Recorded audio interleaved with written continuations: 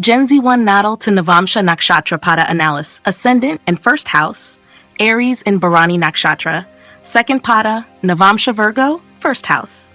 Natal chart expression, outer self. With the Ascendant in Aries, this individual carries a personality that is bold, direct, and wired for action. Aries brings initiative, survival instinct, and the courage to face life head-on. However, being in Bharani Nakshatra, this energy is layered with complexity. Bharani, ruled by Venus, introduces a theme of internal pressure and hidden responsibility. It brings both creative potency and karmic burdens, especially around how one handles values, indulgence, and boundaries. The second Pada of Bharani, which maps to Virgo Navamsha, grounds this fiery Aries personality in the realm of criticism, perfectionism, and duty. This Pada reveals that while the external behavior might be aggressive, blunt, or impulsive, the underlying self is analytical, calculating, and self-regulating. This Pada also indicates difficulty in staying focused on core responsibilities, especially when discomfort or complexity arises. There is a karmic tendency to get distracted from real work, insult those who try to help, and create conflict in professional or collaborative environments due to defensiveness or lack of ownership. These behaviors often trigger repetitive patterns of guilt and avoidance. Navamsha placement, Virgo in first house, inner self. Internally, the person perceives themselves through a Virgo lens, hyper-aware, meticulous, and self-improving. The self-image is that of a problem solver, someone who wants to get it right, but often burdened by the need to be perfect. Virgo in the first Navamsha house brings internal discipline, but also internal critique, making the native prone to overthinking their actions or appearance, especially when outer actions, Aries, feel too unrefined or uncontrolled. This results in an internal dynamic where the personality wants to be seen as capable and efficient, but the Aries outer shell may act impulsively, without refinement, creating a mismatch between how one appears and how one processes life internally. There's a tendency to correct oneself silently, even after showing aggression outwardly. Integration, outer boldness versus inner correction. Outward style, brave, straightforward, assertive, even confrontational, capable of initiating big movements or transformations. Inward style, methodical, health-conscious, responsible, yet self-critical, prone to revisiting choices in hindsight with regret or guilt. Core conflict. The outer self acts fast and bold. The inner self prefers slow, thoughtful, precise action. Karmic implication of second Pada Bharani. Misalignment between passion and responsibility. The tendency to avoid uncomfortable duties may lead to public embarrassment or strained professional credibility. Correction involves embracing duty without resentment and using Virgo's discrimination to filter the right battles to fight. Summary of first house synthesis. This is a chart of a reformer with an internal editor. The native may initiate change outwardly, but quietly struggles with internal expectations of excellence and morality. The soul's journey requires harmonizing the raw force of Aries with the ethical refinement of Virgo, especially by learning to take ownership of responsibilities without projecting blame. Personal growth accelerates when independent action is fused with self-accountability, leading to visible leadership backed by invisible integrity. Gen Z1 Natal to Navamsha Nakshatra Pada analysis. Fifth house, Rahu in Leo, Purva Falguni Nakshatra, second Pada, Navamsha Virgo, first house. Natal chart expression, outer self in the fifth house. With Rahu in the fifth house, there is an amplified desire for recognition, creativity, romance, and influence over others. In Leo, this Rahu becomes more intense, craving status, attention, and a legacy that commands admiration. The fifth house also governs intelligence, speculative gains, children, and performance, and Rahu here makes the person obsessed with proving themselves as unique, talented, and worthy of the spotlight.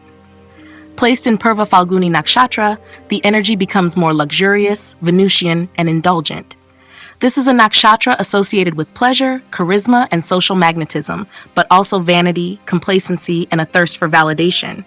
There's a deep inner yearning for admiration, particularly through romantic conquests, artistic expression, or leadership in creative spaces.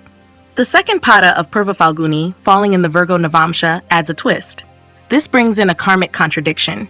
The person wants glamour, Leo Venus, but is internally tied to service, criticism, and methodical effort, Virgo. This pada suggests making rash or unethical decisions for quick gains, particularly in matters of love, creative pursuits, or public image, experiencing conflict or rejection within the family or community due to their actions. A tendency to ignore moral accountability until consequences force introspection.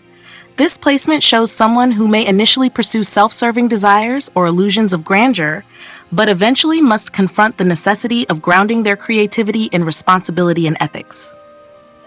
Navamsha placement. Virgo, first house, inner self.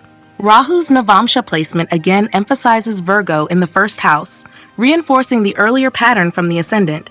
This indicates that despite outward flamboyance or charisma, the inner self craves structure, efficiency, and improvement. There is an inner critic watching every performance, every romantic or creative choice, pushing the native to perfect their image, polish their speech, and refine their behavior. But Rahu is inherently disruptive. It doesn't belong. And in the first house of the Navamsha, it creates identity tension. The native may feel disconnected from their true self, often shifting styles, behaviors, or values depending on social or romantic validation. They want to be seen as flawless or special, but internally battle feelings of fraudulence, impurity, or never being enough. Integration. Outer charisma versus inner accountability. Outward style, flamboyant, romantic, magnetic, and desirous of praise. Likely to showcase creativity, take bold romantic risks, or indulge in speculation. Inward style, hyper-analytical, reserved, skeptical of attention. Struggles with imposter syndrome, self-doubt, and fear of being exposed. Core conflict, the desire for creative freedom and indulgence clashes with a compulsive need for correction, humility, and usefulness. Karmic implication of second pada purva Falguni, engages in unethical or impulsive actions to fulfill personal desires, especially in youth or under social pressure, later forced to repent, correct, and recalibrate values to regain alignment and respect. Summary of fifth house synthesis. This is a placement of charismatic disruption, a soul that enters life with an urge to shine, impress, and indulge, but whose inner architecture is built on accountability, correction, and service. The native learns through emotional or social mistakes that true brilliance emerges not from applause, but from integrity and grounded purpose. Real fulfillment is earned when their creative intelligence is matched by humility, and when they shift from performing for praise to creating for impact. Gen Z1 Natal to Navamsha Nakshatra Pada analysis. 8th house, Moon in Scorpio, Anuradha Nakshatra, 2nd Pada, Navamsha Virgo, 1st house. Natal chart expression, outer self in the 8th house.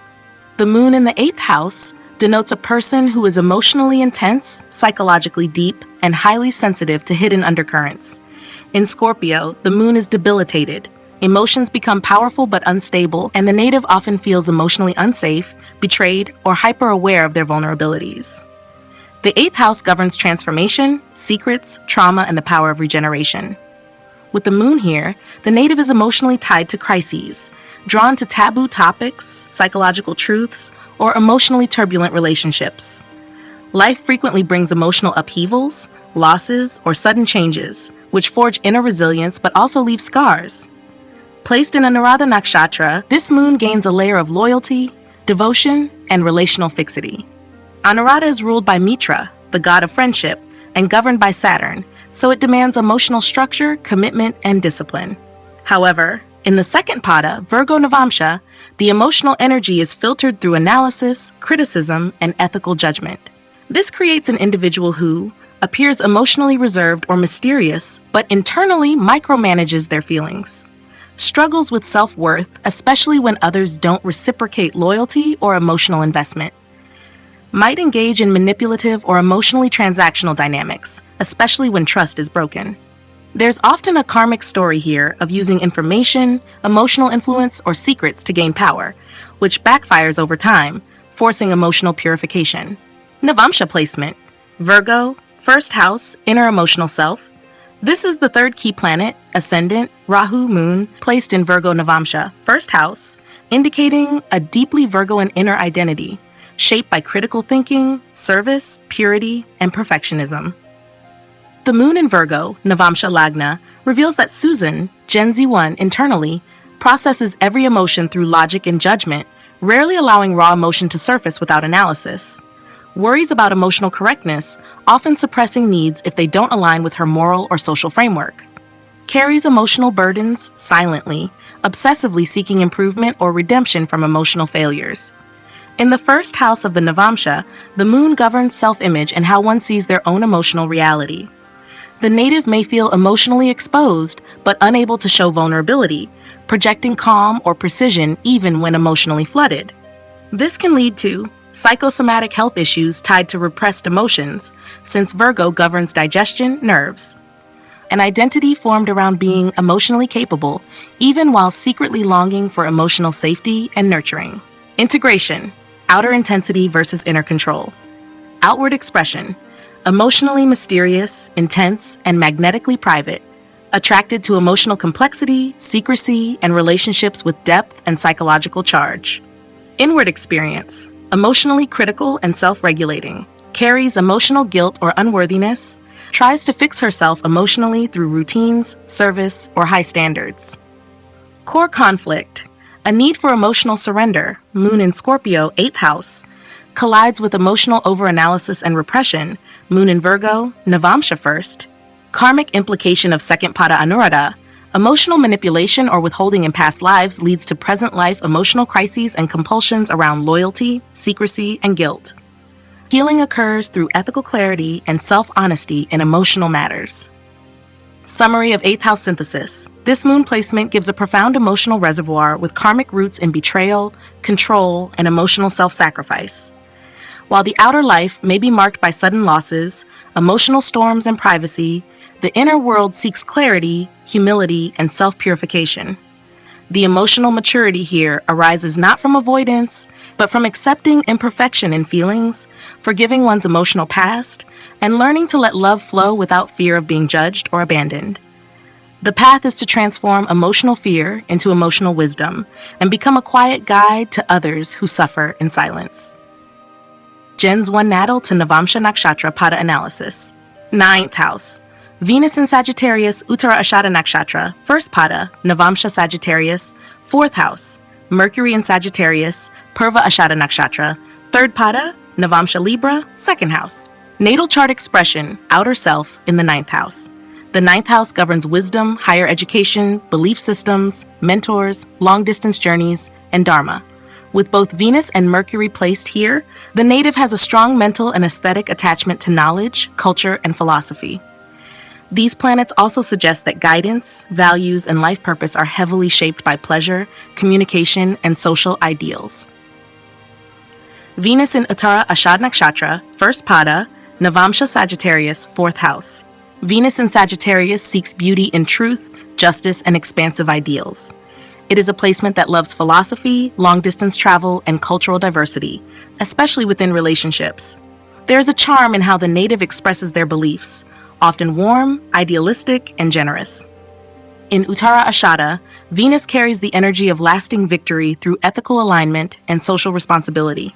The 1st Pada, Sagittarius Navamsha, amplifies this theme, reinforcing a morally idealistic and dharma-oriented value system. This Venus wants truthful love, graceful mentorship, and wisdom through clean intent. But karma unfolds when values become rigid or self-righteous.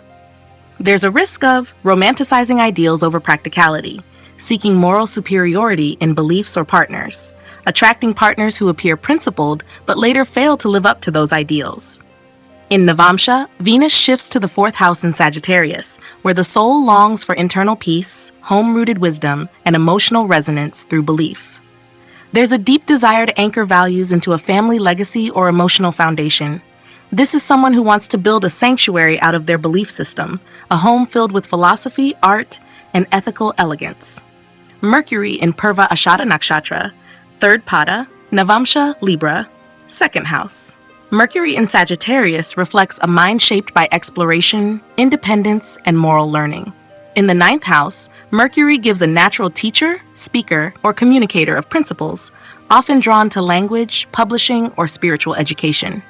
Purva Ashada is ruled by Apurva Devi, the goddess of rejuvenation, which gives Mercury forceful speech and persuasion, but also a tendency toward emotional overconfidence or argumentative preaching. The 3rd Pada, Libra Navamsha, adds a flavor of diplomacy and balance, suggesting a person who frames beliefs through fairness, aesthetics, and negotiation. However, this pada also hints at moral manipulation through charm or selective logic, speaking to maintain peace, not always to express truth. Belief systems being shaped by peer approval or relationship dynamics. In the Navamsha, Mercury lands in Libra, second house, showing that communication and intellect are tied to self-worth, family values, and material stability. This is someone who uses elegant speech and thoughtful reasoning to shape their identity, but internally may seek validation through their knowledge or ability to maintain harmony. Integration, outer idealism versus inner emotional anchoring. Venus, 9th house Sagittarius, Uttara Ashada first pada, outward expression of belief and love is noble, ethical, and idealistic. Seeks higher love, grace and principles, and cultural refinement. Internally seeks peace, rootedness, and the ability to build an emotional legacy on truth. Mercury, 9th house Sagittarius, Purva Ashada 3rd pada, outwardly, a persuasive thinker and communicator of ideals. Fluent in moral language, but occasionally seduced by praise or relational ease. Internally seeks validation through stability and peaceful expression, often avoiding conflict unless principles are severely violated. Core conflict and karmic lessons. Outer style, philosophically romantic, articulate, and belief-driven. Inner style seeks emotional grounding, Venus, and diplomatic affirmation, Mercury. Conflict, torn between moral passion and emotional peace. Beliefs may be challenged when ideals don't bring the expected inner satisfaction. Karmic challenge of Venus, Uttara Ashada, must stay loyal to values even when tempted by comfort or image. Karmic challenge of Mercury, Purva Ashada, must speak with authenticity, not just to maintain harmony. Summary of 9th house synthesis. This is the chart of a moral artist and ethical communicator, someone who wants to teach beauty through truth and love through wisdom. Both Venus and Mercury in the 9th house signal a powerful voice in philosophical, educational, or spiritual domains, but the internal Navamsha positions reveal that the soul needs emotional belonging, Venus in 4th, and relational harmony, Mercury in 2nd.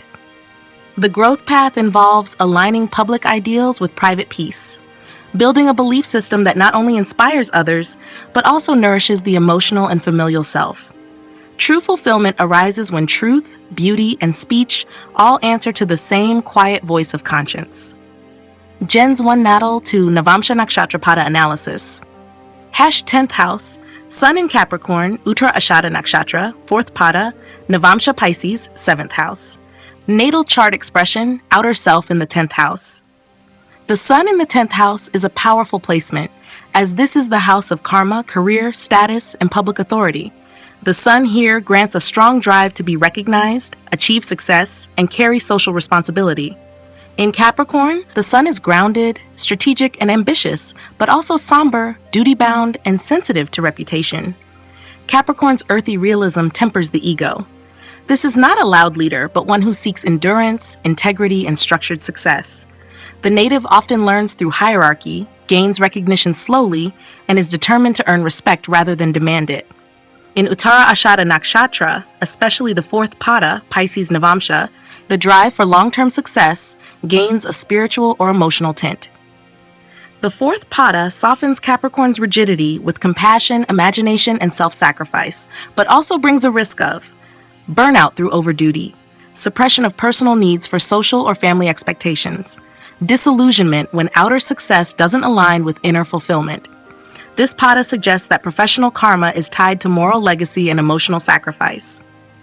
The native may take on family burdens as part of their social identity, be seen as a savior or stabilizer in public life, yet emotionally unseen or unsupported.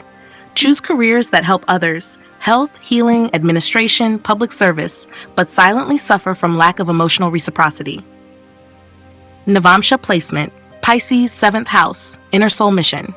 In Navamsha, the Sun shifts into Pisces in the 7th house, transforming the internal identity. This shows that Susan's true ego unfolds in relationships and emotional sensitivity. Pisces is fluid, imaginative, and spiritually motivated, so the Sun here no longer burns to dominate. It shines quietly through union, empathy, and shared vision. This creates a deep internal conflict between outer duty and inner surrender. Externally, appears authoritative, reliable, status-driven. Internally, longs for spiritual connection, poetic partnership, and the freedom to be loved for who she is, not just what she does. The 7th house in Navamsha indicates that her ego and destiny are shaped through partnerships.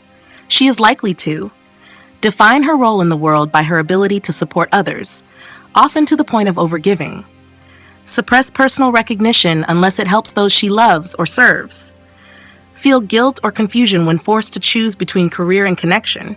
There is a karmic longing to be emotionally mirrored, and the lesson lies in learning to lead without needing validation, especially from romantic or social counterparts. Integration, outer structure versus inner surrender. Outward style, dutiful, grounded, high-achieving, authoritative, goal-oriented. Public image is clean, measured, and socially responsible. Inward style, dreamy, emotionally attuned, spiritually inclined, giving. Yearns for harmony, emotional merging, and soulful understanding. Core conflict. Public persona is disciplined and self-contained. The soul wants to dissolve boundaries and connect intimately. Karmic implication of Uttara Ashada 4th Pada.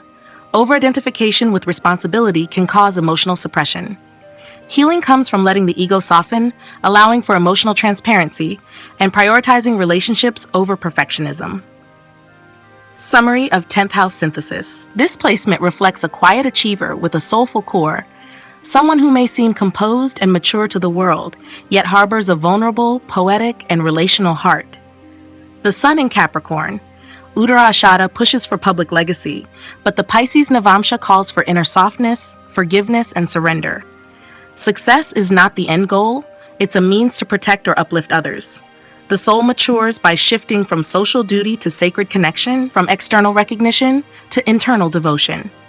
True empowerment emerges when she learns that being seen does not mean sacrificing softness, and leadership can coexist with compassion. Gens 1, Natal to Navamsha Nakshatra Pada analysis. 11th house, Jupiter in Aquarius, Dhanishta Nakshatra, 3rd Pada, Navamsha Libra, 2nd house, Mars in Aquarius, Dhanishta Nakshatra, 4th Pada, Navamsha Scorpio, 3rd house Ketu in Aquarius, Shatabisha Nakshatra, 4th Pada, Navamsha Pisces, 7th house. Natal chart expression, outer self in the 11th house. The 11th house governs gains, ambitions, networks, alliances, elder siblings, and long-term goals. With 3 powerful placements, Jupiter, Mars, and Ketu in Aquarius, this house is karmically loaded, suggesting that Susan's fulfillment, community involvement, and recognition are both her path of expansion and her testing ground. Aquarius itself is futuristic, socially conscious, and idea-driven. But with Dhanishta and Shatabisha nakshatras, these planets express differently. Dhanishta seeks rhythm, excellence, and visibility. Shatabisha seeks detachment, secrecy, and spiritual absolution. Thus, there is a strong tension between wanting recognition and rejecting the crowd, between idealistic ambition and karmic detachment. Jupiter in Dhanishta, 3rd Pada, Navamsha Libra, 2nd house. Jupiter in the 11th house brings network-based fortune. This person gains through alliances, teaching, collaboration, and often shines in collective environments where knowledge and optimism are needed. In Dhanishta, Jupiter carries a musical, leadership-driven, rhythmical intellect, but the 3rd Pada, Libra Navamsha, adds an aesthetic, justice-oriented filter. This indicates someone who leads or teaches in a visually creative or socially balanced way, seeks beauty, fairness, and truth in collaborative efforts, gains not just materially, but by being seen as wise and just among peers. In the Navamsha 2nd house, Jupiter fuels internal values of education, fairness, and wealth through relationships. The native defines internal stability by speaking thoughtfully and diplomatically, accumulating not just money, but intellectual and social capital, feeling secure when surrounded by beauty, balance, and principled speech. This also implies a karmic need to speak responsibly in groups and to live up to the ethical expectations projected upon her in communities. Mars in Dhanishta, 4th Pada, Navamsha Scorpio, 3rd house. Mars in the 11th house brings ambition, drive, and assertive goal pursuit, especially in leadership or innovation circles. In Aquarius, Mars channels its fire through visionary, scientific, or reformist projects, but it can also become impatient with slow progress or passive collaborators. In Dhanishta's 4th Pada, Scorpio Navamsha, this Mars becomes internally intense, emotionally guarded, and extremely focused. Externally a collaborator, but internally a strategic loner who may resent group dependence. Prone to burnout, jealousy, or overexertion when goals are shared but credit is not. Placed in the Navamsha third house, Mars drives the soul toward skill mastery, tactical communication, and precision-based execution. Internally, Susan sees herself as someone who must earn her voice through control and depth, use speech as a weapon when boundaries are crossed, take calculated risks when asserting her ideas, especially in collaborative ventures. Ketu in Shatabisha, 4th Pada, Navamsha Pisces, 7th house. Ketu in the 11th indicates detachment from social belonging, group ideals, or worldly fame. The soul has done the group karma before, and now seeks a subtler purpose. In Aquarius, Shatabisha, Ketu is cold, clinical, spiritual, and reclusive, indicating distrust in large systems or popular consensus, attraction to unorthodox healing paths, emotional solitude, or network invisibility. Likely to attract alliances that dissolve or disillusion, teaching detachment from outcomes. In the 4th Pada, Pisces Navamsha, and Navamsha 7th house, this Ketu reflects a soul that longs for mystical partnerships but often experiences disappointment or karmic severance in key relationships. Inner growth comes from learning to serve rather than attach, especially in partnerships or social contracts. The karmic lesson is to let go of control in alliances while maintaining spiritual balance and forgiving dissolution. Integration, outer social power versus inner emotional conflict, Jupiter, 11th house Aquarius, Danishta 3rd Pada, outwardly gains through moral alignment, leadership, and mentorship. Internally driven by principled wealth, speech, and relationship fairness. Seeks harmony in groups but has to uphold wisdom with grace, not pride. Mars, 11th house Aquarius, Danishta 4th Pada, outwardly dynamic, commanding, and ambitious in collaborations. Internally intense and often emotionally sharp, especially in disagreements. Growth comes from channeling energy into skills, not ego-driven control. Ketu, 11th house Aquarius, Shatabisha 4th Pada, outwardly indifferent to fame or peer approval, may seem aloof or withdrawn. Internally seeks peace and union, Navamsha 7th, but faces karmic separation. Needs to release attachments to praise, platforms, and partnership ideals. Summary of 11th house synthesis. The 11th house holds both Susan's karmic wealth and her karmic complexity. Jupiter offers ethical influence and network-based gains. Mars fuels her drive and execution, while Ketu forces her to detach and refine. Outwardly, she may appear socially impactful and intellectually influential, yet inwardly, she is learning when to assert, when to surrender, and when to simply walk away. Fulfillment in this life emerges not from applause, but from contributing with conviction, speaking with balance, and releasing the need for recognition.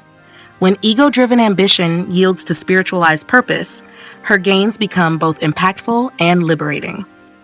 Gen Z1 Natal to Navamsha Nakshatra Pada analysis. 12th house, Saturn in Pisces, Bharani Nakshatra, 2nd Pada, Navamsha Capricorn, 5th house. Natal chart expression, outer self in the 12th house.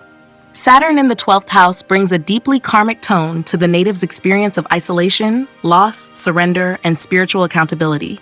The 12th house governs detachment, foreign lands, sleep, subconscious patterning, and hidden suffering. Saturn here acts as a gatekeeper of inner peace, often restricting comfort or solitude until the individual has confronted themes of neglect, duty, and moral completion. Placed in Pisces, Saturn loses its normal control structures. It becomes immersed in emotional, intuitive, or dreamlike experiences that it cannot fully grasp. This generates a deep discomfort.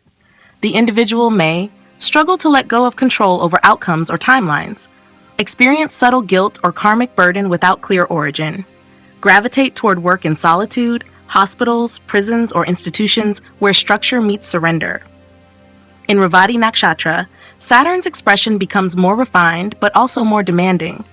Bharani is the final nakshatra, connected to soul completion, compassion, and transcendence.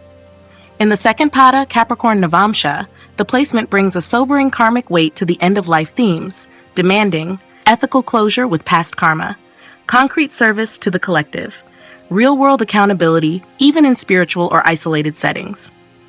This placement may show up in life as sacrifices that feel invisible, yet must be done, hidden burdens from family or past life systems, fear of letting go, especially around emotional or material attachments. Navamsha placement, Capricorn 5th house, inner self. In the Navamsha, Saturn shifts to Capricorn in the 5th house, showing that the internal self finds meaning and security through creative responsibility, disciplined love, and karmic control over expression.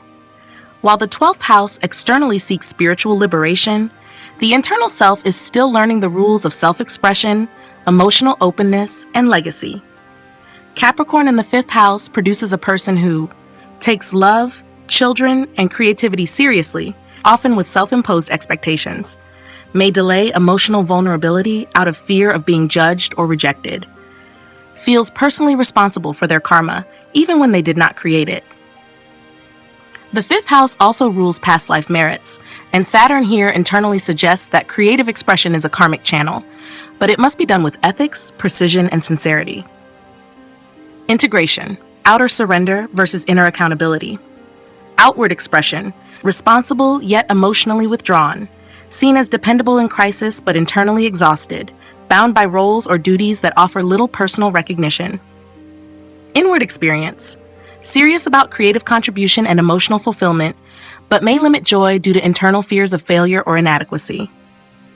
Core conflict, desires inner peace but cannot access it without completing unfinished karmic duties, especially related to children, lovers, or creative legacy. Karmic implication of Revati's second pada. Saturn here demands closure of a moral debt, perhaps through acts of quiet service, endurance through emotional trials, or giving without reward. It warns against indulging in emotional escapism or martyrdom, and instead points to the maturity found in conscious sacrifice. Summary of 12th house synthesis. Saturn in Revati brings a lifetime of emotional refinement through detachment, pushing the soul to serve in silence, persevere through inner solitude, and relinquish what is no longer true. In the Navamsha, Capricorn in the 5th house anchors this journey by assigning structure to emotions, talents, and heart-based karma. The native matures by learning to balance invisible duty with visible integrity, and by choosing to live out their purpose with restraint rather than reaction. The final realization lies in understanding that peace is not freedom from responsibility, but responsibility that is freely accepted. Only then does the soul gain the quiet dignity of completion.